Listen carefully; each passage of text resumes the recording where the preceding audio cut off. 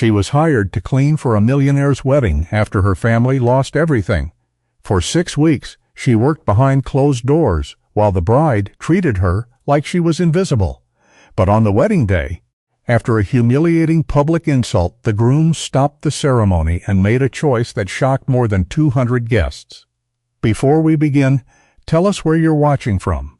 And if you enjoy stories about courage, kindness, and second chances, be sure to subscribe and join us for this unforgettable journey. A cold spring wind drifted through Cedar Creek as gray clouds rolled low above the quiet Wyoming town, carrying the scent of rain across empty streets and weathered storefronts. Emma Parker stood at the sink of a small rental house on the edge of town, staring at a stack of unpaid bills.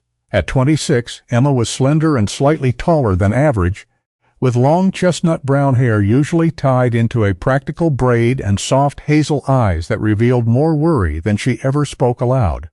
Her fair skin had lost much of its youthful glow during the difficult years after her family's collapse. Once cheerful and outgoing, she had become cautious and reserved, shaped by disappointment and constant financial pressure. 3 years earlier, her father, Daniel Parker, had owned a successful local trucking company. Poor investments and a brutal economic downturn destroyed everything. The business failed, the family home was repossessed, and Daniel died from a heart attack only months later. Since then, Emma had carried the burden of supporting her mother alone. Margaret Parker, 58, was a gentle woman with silver-streaked brown hair and tired blue eyes. Illness had weakened her body, but not her kindness. Watching her mother struggle through each day was often harder for Emma than working 14-hour shifts. Emma accepted every cleaning job she could find. She cleaned offices, prepared small events, cared for elderly residents, and worked inside homes where people rarely remembered her name after she left. Pride had become a luxury she could no longer afford. Everything changed on a rainy Tuesday afternoon when a letter arrived from the Mitchell family.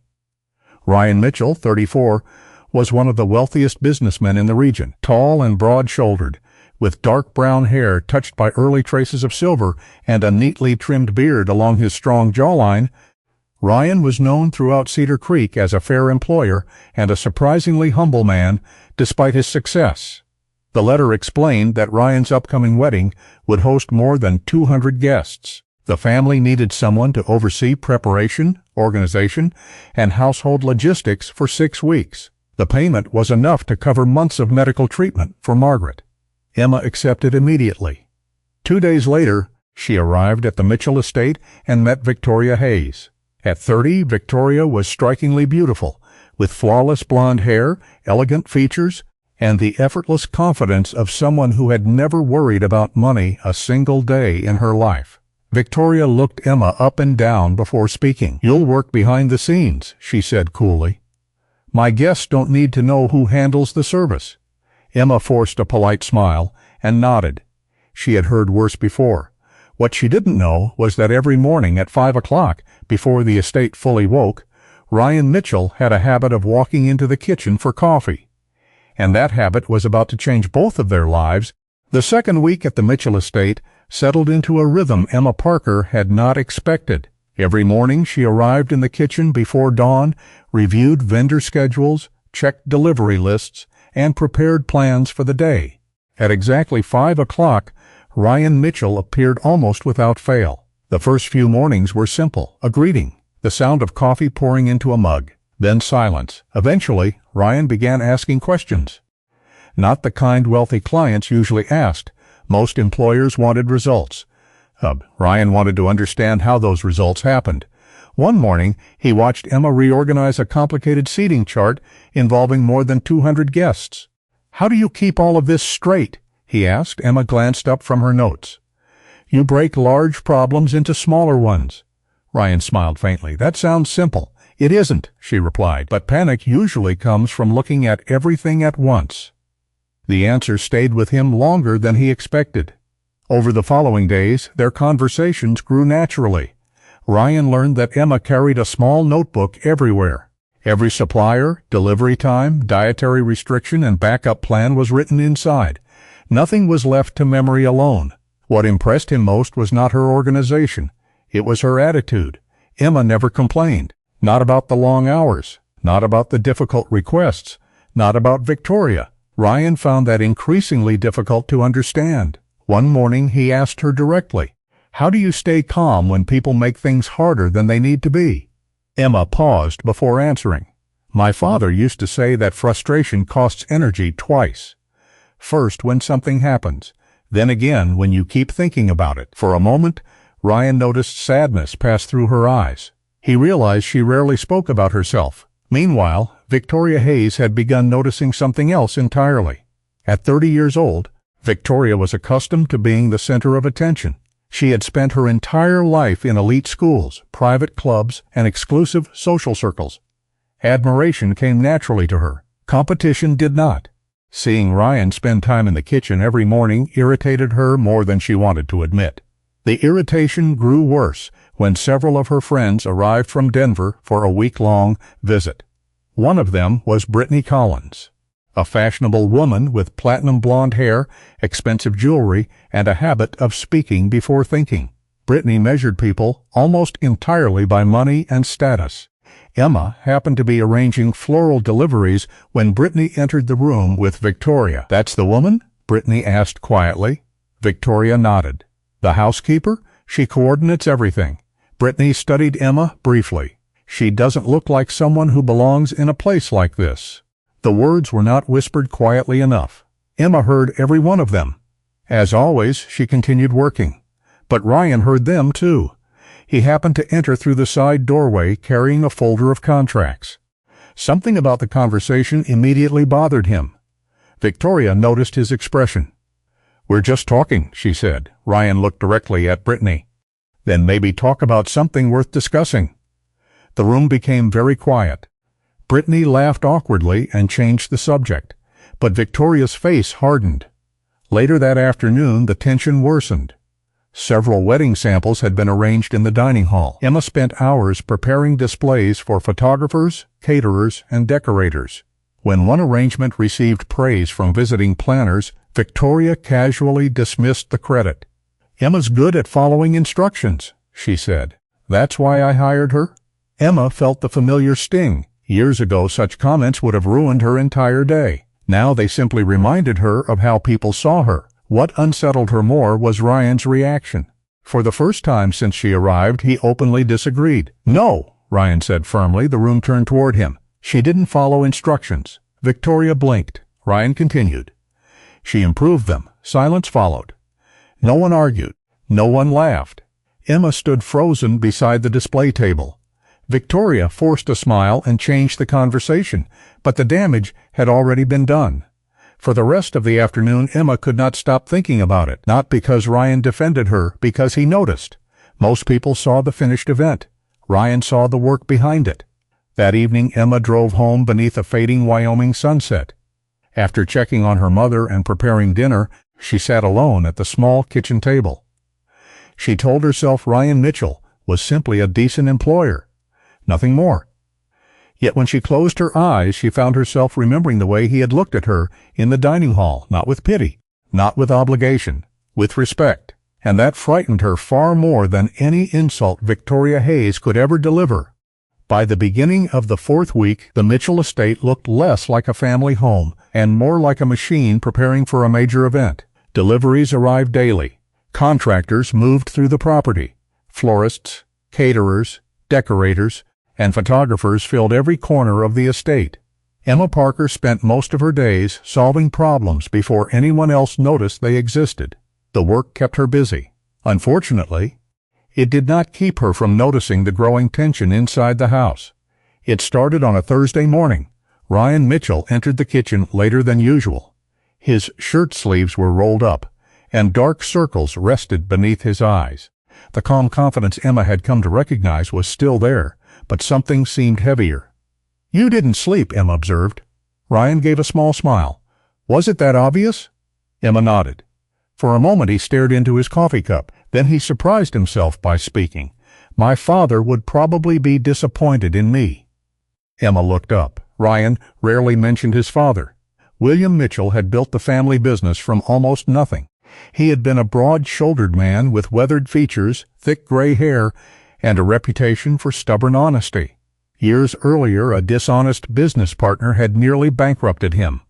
The betrayal left a lasting mark on how he viewed trust and loyalty. "He always said land should never be treated like numbers on paper," Ryan said quietly. Emma listened without interrupting. "The eastern property outside town belonged to my grandfather before him." "The commercial land?" Emma asked. Ryan looked surprised. "You know about it?" She hesitated, only because she had accidentally overheard part of a conversation several days earlier. Ryan leaned back. "Victoria's father wants me to sell it." The room fell silent. Emma suddenly understood. The expensive wedding, the constant business meetings, the pressure Ryan carried. It was bigger than she realized. "What do you want?" she finally asked. Ryan answered immediately. "I don't want to sell it." His response came too quickly to be rehearsed. That honesty caught Emma off guard. Later that afternoon she learned even more. A black luxury sedan arrived at the estate carrying Richard Hayes, Victoria's father. At 62, Richard was tall, lean, and sharp-featured, with silver hair combed neatly back and cold gray eyes that rarely revealed emotion.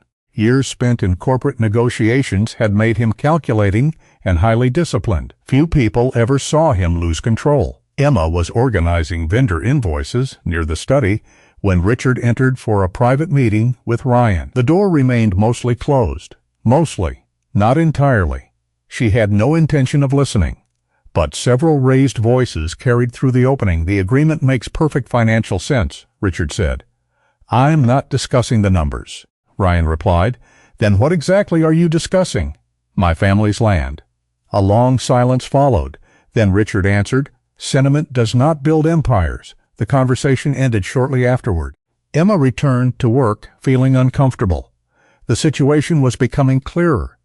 The wedding was no longer just a wedding. It was becoming part of a business arrangement. Unfortunately, Victoria seemed determined to make matters worse. That weekend, several friends gathered at the estate for a pre-wedding luncheon. Emma coordinated the event from behind the scenes. Everything ran perfectly.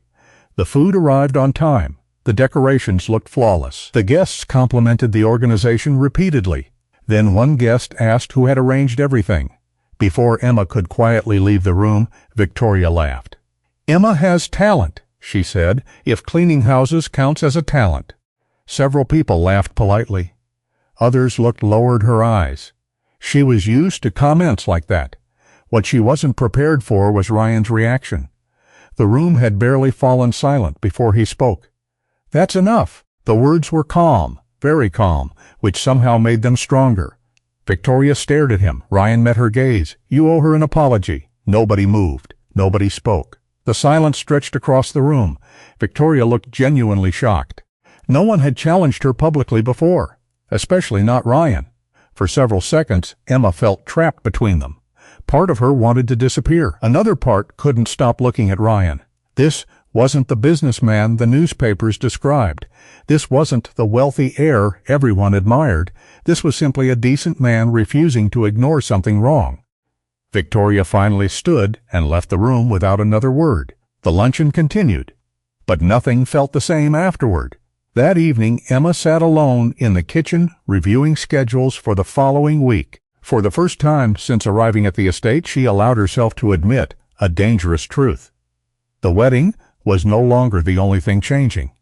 Something between her and Ryan Mitchell had begun changing too, and neither of them knew where it would lead. The morning of the wedding arrived beneath a clear Wyoming sky. Long rows of white chairs stretched across the Mitchell estate lawn, while luxury cars filled the winding driveway. More than 200 guests were expected before noon. Business owners, local politicians, investors, and social figures from across the state had gathered for what many called the wedding of the year. Emma Parker had been awake since 3 o'clock. While the estate slowly came to life, she was already moving from room to room, checking schedules, directing vendors, solving last-minute problems, and making sure every detail matched the plan she had spent 6 weeks building. By sunrise, she was exhausted, but the event was running perfectly. Exactly as intended. No one outside the staff knew how much work stood behind the flawless appearance of the celebration.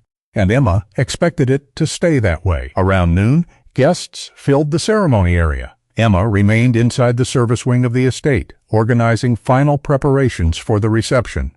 She never intended to attend the ceremony. She had always known her place in Victoria's version of the event. The wedding itself passed without incident. The problems began during the reception. The ballroom buzzed with conversation. Crystal chandeliers reflected warm light across polished tables. Guests complimented the decorations, the timing, the service, and the atmosphere. Everything Emma had built was working. Then Victoria Hayes stood to make a speech. Dressed in an expensive white designer gown, she looked exactly like the image she had spent years creating. Perfect posture, perfect smile, perfect confidence. At first, her remarks sounded harmless. She thanked the guests. She thanked her family. She thanked the vendors. Then the tone changed. "Many people have complimented today's event," Victoria said with a bright smile. "I suppose I should explain that successful events require strong leadership." A few guests laughed politely. Victoria continued. "Some people think organizing a wedding is difficult. In reality, once you give proper instructions, even hired help can perform surprisingly well." More laughter followed. Emma froze behind the service door. The words were familiar, but then Victoria kept going.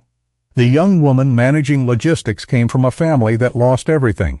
Cleaning houses seems to be her specialty now." Several guests exchanged uncomfortable glances. Others laughed. Victoria smiled wider. Without guidance, she'd still be figuring out where to place the chairs. The room filled with scattered amusement. For a long moment, Emma couldn't move. She had prepared herself to receive no credit. She had prepared herself to remain invisible. She had not prepared herself to become entertainment. Something inside her finally broke. Quietly. Not dramatically. She simply walked back to the service area and began packing her belongings. The notebook she carried every day. Her paperwork. Her jacket. 6 weeks of effort ended in silence. As she reached the rear hallway leading outside, footsteps approached. Ryan Mitchell stood there, still wearing his wedding suit. His expression told her everything. He had heard every word. For several seconds, neither spoke. Then Ryan asked softly, "You're leaving?" Emma nodded. "I finished my job." Something tightened in his jaw. "Emma, you don't owe me anything," she interrupted. Ryan looked away briefly. For the first time since she had met him, he looked genuinely angry. Not loud, not explosive, controlled. The dangerous kind. Without another word, he turned and walked back toward the ballroom. Emma remained frozen in place. Minutes later, raised voices echoed through the estate. The music stopped. Conversations died. Guests began whispering. Then someone hurried through the service corridor. "He stopped the wedding," a server whispered. Emma stared. "What?" "He stopped everything." The ballroom erupted into chaos. Inside, Ryan stood before more than 200 guests. Victoria stared at him in disbelief. Richard Hayes looked furious. Ryan's voice carried clearly across the room.